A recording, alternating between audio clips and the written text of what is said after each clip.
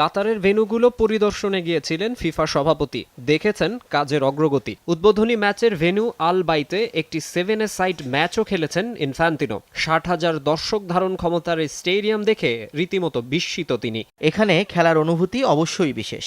আল বাইত দর্শনীয়, ফুটবলের জন্য আদর্শ স্টেডিয়াম। স্থাপনায় কাতারের নিজস্ব শিল্পের একটা ছোঁয়া আছে। ছাদের অংশে আরবের প্যাটার্নটা খুবই সুন্দর। এক কথায় ভাষা হারিয়ে ফেলেছি আমি। 2022 সালের 21শে নভেম্বর এই ভেন্যুতেই ইতিহাসের সেরা ফুটবল বিশ্বকাপ আসর মাঠে গড়াবে। ফুটবল বিশ্বকাপের বাকি বছর দুয়েক। এই আসরের আয়োজক কাতারকে নিয়ে শুরু থেকেই ছিল নানা বিতর্ক। কাতারকে আয়োজনের সত্ত্ব পাইয়ে দিতে ঘুষ নিয়েছেন ফিফা কর্তারা, এমন অভিযোগও আছে। তবে আপাতত সেসব নিয়ে মাথা ঘামাচ্ছেন না জিয়ান্নি ইনফ্যান্তিনো। আসর নিয়ে কাতারের অগ্রগতি সত্যিই সন্তোষজনক। তাদের পরিকল্পনা আমরা শুনেছি। আমার বিশ্বাস বাস্তবে এটা অনেক বেশি আকর্ষণীয় হবে। গেল 6 মাসে গোটা পৃথিবী যখন থেমেছিল তখনও তারা কাজ এগিয়েছে। আমি আগের চেয়েও বেশি আত্মবিশ্বাসী। 2022 সালের এই সময়টাতে কাতারের তাপমাত্রাও সহনীয় পর্যায়ে থাকবে। সারা বিশ্বের ফুটবল প্রেমীদের এখানে এসে খেলা উপভোগে কোনো সমস্যা হবে না। আগের যে কোনো আসরকে ছাড়িয়ে যাবে এই আসর।